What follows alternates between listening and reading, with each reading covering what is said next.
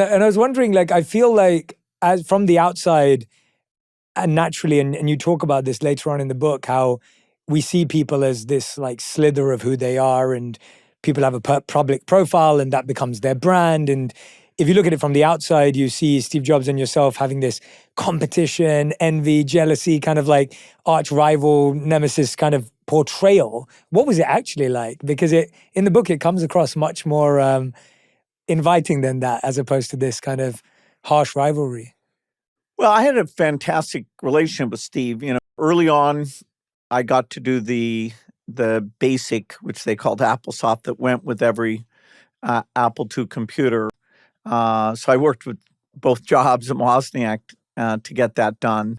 Then later, as Steve has a kind of small group inside Apple doing the Macintosh, he invited Microsoft to write application software, a spreadsheet word processor for it. And so we actually had as many people as they did, and we worked very closely on that project. And he and I loved the fact that, that ended up being a key Apple product.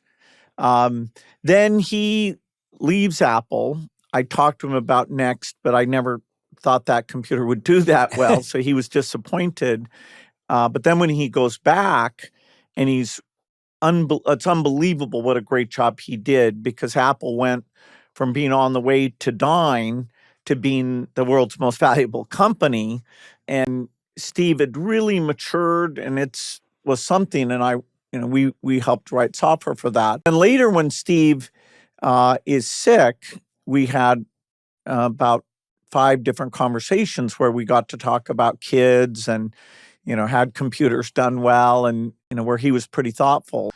It's amazing to me that Steve, his skill set and mine, other than, madman, leader, drawing people in, but his taste in design and user interface, and even his intuition about people, he was just genius in a way you can't explain.